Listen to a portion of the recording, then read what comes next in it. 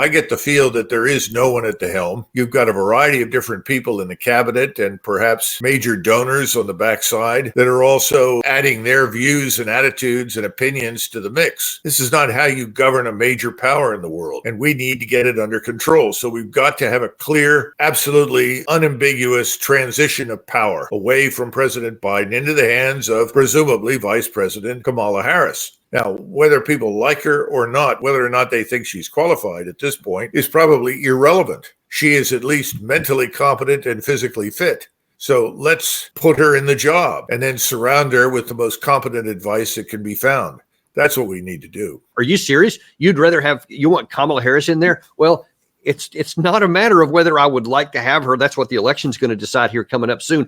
But it's a matter of, can the current office holder even do the job? And look, I want to show you something, first of all, that from last February. This was definitely not the first, but it was one of the most major up to that point. And I want you to notice how similar this is to a second clip I'm going to show you right after it. Watch this from February. There is some movement, and I don't want to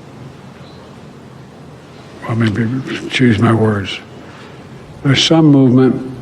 There's been a response from there's been a response from the opposition, but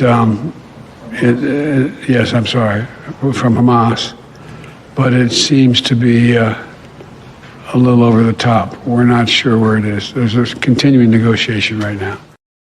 Now, I've talked to an expert on dementia who's a medical professional, and what I'm told is that the people who are in this condition, the normal brain synapses and the things that we ordinarily use when we're talking, and it goes to certain parts of the brain to pull information out or memories or whatever, you're looking straight ahead, et cetera. But when you're in a dementia situation, there could be like a disconnect from the wires, so to speak, in the brain. And they said that you'll look down and your brain is trying to make that connection. It's kind of looking down until it gets it and pops back up. That was on display in February. Now, watch how similar that is to one that happened last month.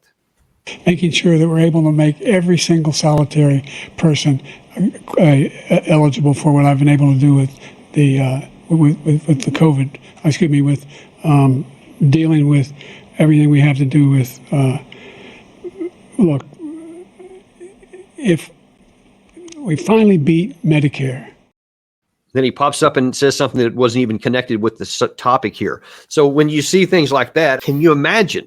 In the scenario you drew a second ago, that something's going on, this clash of aircraft or something, and now all of a sudden you have to have the president make a war and peace decision. He can't have that.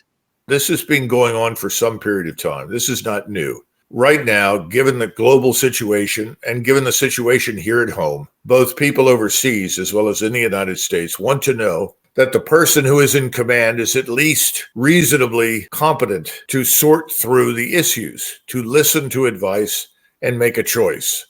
I don't think we had that with President Biden. I don't think we've had it for a long time. So I don't think that there is any debate. He needs to step down from the office that he holds.